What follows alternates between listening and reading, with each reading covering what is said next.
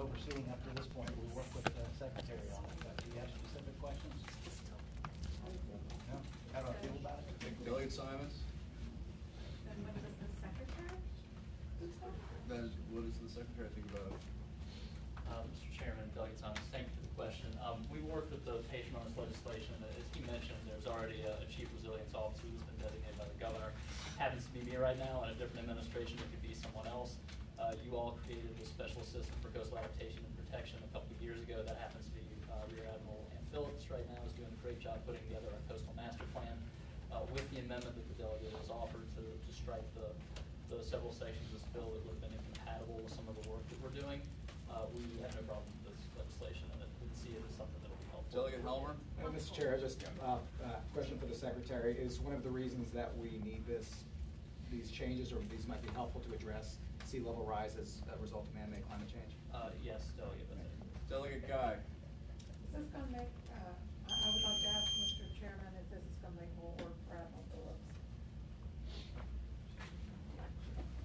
The response I've received, it's in those discussions, and I can't speak for her, but it will make her job much easier. All right, we get anyone who's in the audience to speak in opposition to the bill. I'm not making this job go. Okay, there's seeing no one. Are there anyone on the committee with any questions or comments? All right, committee acts by motion. Chair, I move to report with the substitute. And refer to second. All right, so the motion properly put forward and seconded is to report and refer to appropriations HB 1313 from Delegate Hodges. Please vote on the electronic voting board.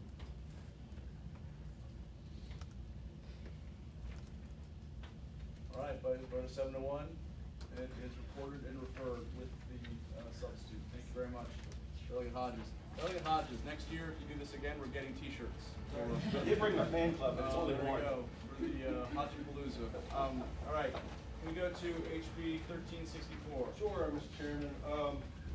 Resource protection areas, improvement plans. There is a substitute, Mr. Chairman. Thank you. I've been working hard on this. And, and if I can go ahead and start as you get to save you time. As we said earlier,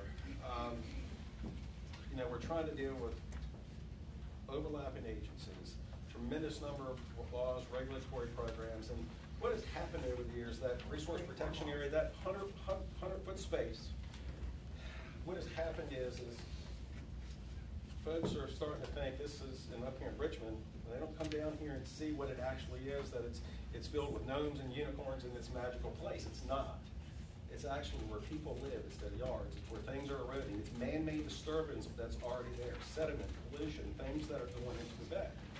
And at the same time, as we're dealing with sunny day flooding and flooding on these properties, a rolling RPA not necessarily is the best thing all of the time, and there are things that you can do in that space to actually improve it. And also at the same time improving that space to help with flooding. The problem is our hands are kind of tied in being innovative and doing things in that space to solve those problems, to promote water quality and solve flooding issues.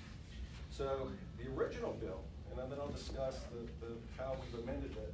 The original bill basically said, all right, if you have an engineer, landscape architect that stands the plan and has a water quality impact assessment to improve water quality, and typically these would be man-made spaces, lawns, or areas that man has already disturbed. If you're doing things to improve water quality, let's basically kind of move forward with that. Of course, there's always hesitation and folks to, because that RPA is a sacred area. Well, we've taken that original bill and drafted this in a way completely different. I've got to get it before us. And all right, let's look at that. Let's get the science behind it. Let's look at the research. Let's see what works in this space. Louisiana is already doing this. They have a whole research facility just around resiliency, creating jobs, protecting water quality, and protecting property. So this takes our public access authority lands. We actually have 53 of those in the Middle Peninsula. basically, in many of these properties, people have walked away from it because of environmental concerns and said, look, I'm not gonna deal with these issues anymore. And they walked away from it, taking the tax credit. So these are public properties that are already in place. To be able to develop that pilot program, to look at that space and what actually works. And when you do this, there are a few things that you have to do. Number one, you have to have a water quality impact assessment. You have to develop a water quality improvement plan. And all plans required have to be done by an engineer, possibly working with a landscape architect. But then there's follow-up. Let's assess it. Let's look at this. So following the completion of the pilot program, the department has to review any of those improvements. And then also this incentivizes, of course, native grasses, native plants. Let's return it to our natural state. But also to work with Virginia Sea Grant based at VIMS to be able to focus on this and look at it. Let's find solutions that improve water quality but also promote resiliency. That's the focus of it. All right, any questions for the patron, Delegate Guy? What happens to the rest of this statute as it currently exists? Because you have 62.144.1572.1, you have new A, B, and C. So does what exists now become D through? This is a substitute for the original bill that I had. So this is a Yeah, but totally your new bill amended a current statute. Right. So this is added, and you have to ask Scott where that goes in. So this is added into the current statute, correct? Mr. Chairman, this is a brand new section. Brand new section. Brand new section of the code. So would all the current sections, starting with A, now become C, D, E, F? Chair, Or does it replace the old one? it goes just behind the old one. The old one is left completely intact. I see, You this don't is get to touch that. 72.1. Right. Thank you, Got Mr. it. Mitchell. Thank you. Delegate Helmer. Mr. Chair, I'm very favorably inclined towards legislation that would help deal with the problem of man-made climate change and sea level rise. And I just wondered if I should consider this a bill that would help us address some of the concerns around man-made climate change and sea level rise. I'm saying it's, and if I may, I'm saying we have a problem with our flooding. I'm living it each and every day. Things have changed since I was a kid. I'm not gonna say what's caused it, but things have changed. I'm not here to debate that. I'm here to say we have a problem, we have an issue that we're dealing with each and every day, and we've got to find tools and solutions to be able to fix that. Delegate Bulova. A couple very quick questions. I guess the first one deals with who gets to approve that water quality improvement plan, because I imagine that authority is not qualified to do that. Usually it's a local government that's going to approve that. Sure. Now, and if I may, this actually, in the department, they would lay out those regulations, but anything here doesn't go through that current permit process. So you're still gonna have to go through that, and more than likely, you're gonna still have to go through the localities and so forth as well. I mean, nothing exempts current statute as far as I know. Am I correct on that? So you still have to do that. You already have to have a WQA now when they go before. So this just makes it streamlines it, incentivizes folks to be able, well, actually working with Sea Grant. We're actually trying to prop up a whole industry cluster around resilience in the Commonwealth. Right.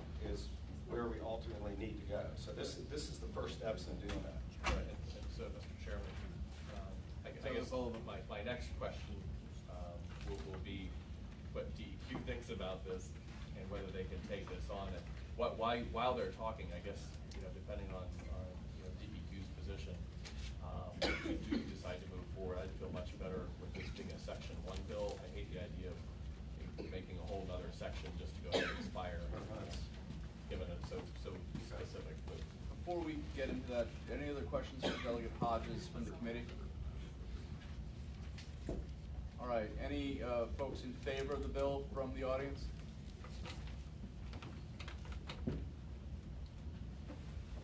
Louis Lawrence with the Middle Peninsula Chesapeake Bay Public Access Authority and the Middle Peninsula Planning District Commission.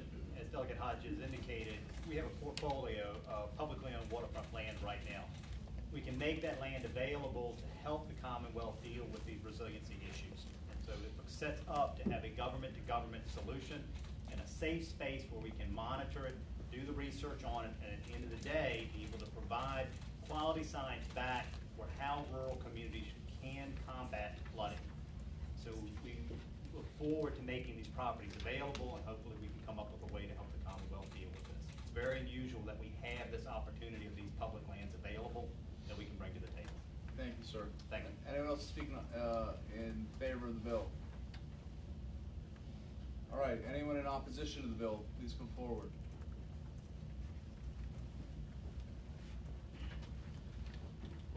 Mr. Chairman, members of the committee, thank you. My name is Brent Hunsinger. I'm with Friends of the Atlantic. We have a few concerns with this bill. Number one being, in the RPA originally, this bill talks about planting native plants and organic material. Landowners are already able to plant native plants in the RPA as it exists right now, so trees, shrubs, flowers, whatever that might be. Also, this language does not make clear that pilot projects would still have to get all the necessary permits. It's not written into the language of the bill. So we have that concern. That would be erosion and sediment control, stormwater, floodplain. Number three, we want to ensure that these pilot projects are not trying to legitimize the raising of the base elevations of the RPA. That is that top of bank. So what we would be concerned about is using that organic material in those plants to create berms to harden or raise that top of bank in that shoreline. Currently, FOR also has funds to help with some of these issues with planting native plants and other materials in that RPA to help enhance, to improve that over time. Thank you. Mr. Chairman. Yes, Madam Clerk. Question. Yes, ma'am. Who has funds available? Friends of the Rappahannock, ma'am. Thank you. Anyone else speaking in favor of the bill? James River Association, we also oppose the bill for the same. Oh, it's opposed to the, Yeah. I'm sorry. Sir. Pat Calvert, Regional Conservation Network. We appreciate the delegate coming to us in the past 24 hours and working towards it. Just to be able to get there. So we have to. So can we get back to the conversation with Director Paylor answering the questions from the committee about the bill? Sure. I just want to make sure that this bill doesn't change any of the permits or requirements that you have to get already to do any type of work in the RPA. Is that, this is in addition to, we didn't change any code before that, is that correct? That was one of the things, Mr. Chairman, that was one of the things that was unclear to us about this, because there are some ENS requirements, there's some 402 requirements, some stormwater requirements, and it was unclear to us what was being contemplated. Those could not be set aside. All right. Delegate Bullock? Yeah, that kind of answers the question that I had, which was whether this would be construed as a standalone pilot. And that's kind of the way that I read it, is that you develop a water quality impact assessment, and it's subject to these requirements as opposed to all the other aspects of the Chesapeake Bay Preservation Act. That would be my concerns as well. That's, I think, what we're trying to get the grasp on.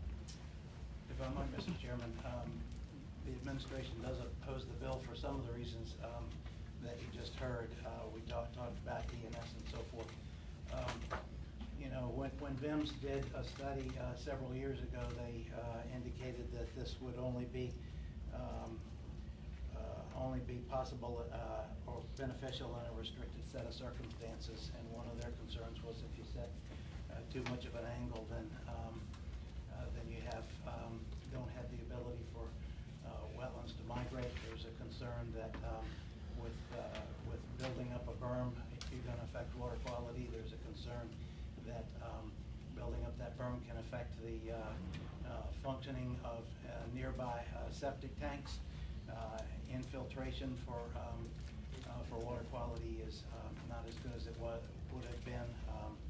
And so while this narrows the scope by doing a pilot project, the fundamental concerns that we have about the concept are just narrowed to that pilot project. Thank you, Mr. Paylor. All right, Delegate Block? Just a point, I guess, I don't know, for clarification. I mean, at some point, though, we're in this area, we're going to need to come up with solutions on what we can and can't do, or just retreat grazing. And that's the only reason why I'd love to see this go forward till the full committee, to give them a chance to try to fix some of these issues that Director Paylor said, to make sure that you still have to get the permits. you're not skipping any steps, but you can try to get this pilot off the ground, because this is something that in our areas, we're gonna need to figure it out. Delegate Ransone? Mr. Chairman, just going off of what he said, I'm in the same position as Delegate Hodges. I mean, they have to work with numerous engineers and put forward water quality issues, making sure that they're replanting native plants and grasses, working with numerous state agencies, and then going back to the department requesting information. And if it's rejected, I'd like to see it. I mean, that's my opinion. I know where we are in the votes, but we have to come up with something because we're losing land. So that's my opinion. I may say, there's also, we put a sunset on it for 2025 as well, to be able to develop those solutions. Delegate Holman? Mr. Chair, Sure. I just, looking at this, I acknowledge the concerns of the folks who've spoken. I think it is very hard for us to pass bills if we don't address the fundamental cause of sea level rise and the pieces that are addressed in there. And if we can't come before the subcommittee and say the thing we're trying to address is sea level rise and new flooding caused by man-made climate change, I think it's very hard to support bills like this. Delegate Bullock? Taking a slightly different view, I agree that we're gonna have to ultimately deal with these kind of questions. I think my question for Director Paler, and I don't wanna put you on the spot like this, but I'm gonna, is do you see merit in a pilot project? Again, notwithstanding the issues with this, but if somebody said, hey, would you design for us a pilot project, would that be useful, or is that not particularly useful with respect to moving the issue forward? Mr. Chair, all of the technical folks that I have at DEQ tell me that this would cause more problems than it would solve. All right, and if I may follow up on those comments. Yes, sir. Last word. Remember at the beginning of, when I talked, Mr. Chairman, we have 23 laws and water quality programs with water flowing downhill. And my friend over at DEQ, all of those programs are flowing downhill. So now we have a mismatch in flooding. No one understands it. We actually had DEQ come out to the Middle Peninsula back in October. They'd never seen anything like this. Took them down to an area, they couldn't believe the tide was moving that fast. They couldn't believe the things that were happening and realized that things need to be done in this space. And by the time they left, the water was over the road, coming out to the state road, over a half of a mile, actually probably 3/4 of a mile, there was 1.5 feet of water. We have schools that are letting out early. We have flooded septic systems. We have people's lives that are affected by this. But yet, no one, Mr. Chairman, members of the committee are coming up with solutions, or want to attempt to come up with solutions. We're behind New Orleans and behind Louisiana with resiliency, whole new industry cluster with 28,000 jobs created, doing phenomenal things with water quality, the whole research center. Military is watching us, everywhere it's watching us. The problem is we have these 23 laws that deal with water flowing downhill in our state agencies, but they're solid in how they think, and they don't understand water coming up. Right. And until we can find a way to move forward, Virginia's gonna still have those problems, and we've gotta find a way to move forward. Thank you. Thank you, Delegate Hodges. Committee works by motion. Mr. Chair, I move to lay this bill on the table. Motion? Hoffman seconded. Anybody get a second? Mr. Chairman. All right, Delegate Bullock. All right, substitute motion, because I do think this is an issue. I don't know that you have the votes to get this out today, and maybe you. I'll continue to work on it. But I would move that we carry this over to 2021, just to provide a signal that it's an issue worth continuing to explore. We have a motion. Second. All right, that's a voice vote. All those in favor of carrying this bill over till 2021, say aye. Aye. All opposed? No. All right, ayes have it. Thank you, Delegate Hodges. So before we go to your next bill, Delegate Hodges, we have Delegate Lindsay, HB 22. I've got to be in another subcommittee too, as we All right. speak. Okay. I only have one more. You have two more, actually, I believe. I've got to be in another, I'm supposed to be in another subcommittee. 1366 and 1335. I do have, I'm supposed to be in another subcommittee right now. 1364, Can you wait another moment, 1370. Delegate Lindsay? Delegate Hodges is very long-winded, mine is gonna be very quick. Okay, make it quick. Without mincing words, Delegate Lindsay. All right. Mr. Chair, members of the committee, the bill that I'm here for is HB 22. This is the Shoreline Resiliency Fund that was in the law, and we're looking at trying to change this from a loan process to that of a grant fund. This was put into effect in 2016, but we didn't put any money behind it. And so we've got a good idea in terms of what we know it's supposed to do, but we don't have any means by which we can make it carry out its function. The goal with this piece of legislation is convert the Shoreline Resiliency Fund from a budget appropriation dependent upon loan program to a grant program, and also to provide an infrastructure for the special assistant to the governor to look at trying to get federal funding and private funding to sustain the fund. I can tell you that research shows that for every $1 invested in pre-disaster mitigation, that $6 is avoided in terms of loss and disaster. Also, the Pew Charitable Trust Fund directors have stated that by allocating $50 million in the fund, it could result in $300 million in the way of benefits. I understand and appreciate that this would have a fiscal impact, and so if there was the will to report this, that it should probably be reported and referred to appropriations. I'll also tell you that if you don't vote to lay it on the table, but you see fit to carry it over a year, I won't be happy, but I will be less unhappy. Delegate Bolivar. Mr. Chair, my only question on this one, because it looked familiar, but didn't Delegate Jones also have a bill, 751, that changed the Shoreline Resiliency Fund to the Virginia Community Flood Preparedness Fund? And so his got it a little different, so yours has grants and cost sharing.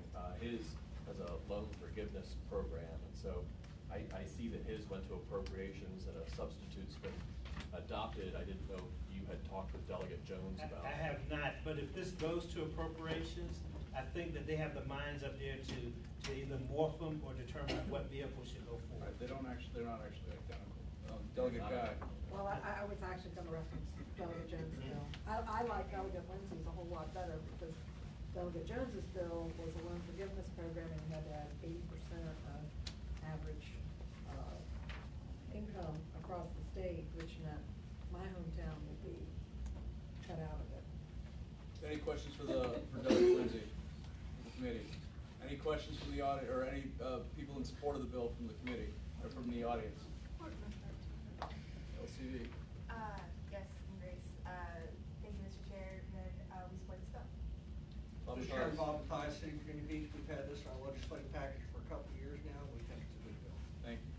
Christopher, Fairfax County, we support the bill as well. Thank you very much. Sir. Calvert, Virginia Conservation Network. Sir. Friends of the Rappahannock, Friends of Monsieur, we support this bill. Thank you very much. Anyone in opposition to the bill? All right, Delegate Melbourne. Mr. Chair, move to report and refer this appropriation. Second. We have a motion to refer and report refer to appropriations. Properly seconded. Please vote on the electronic voting board.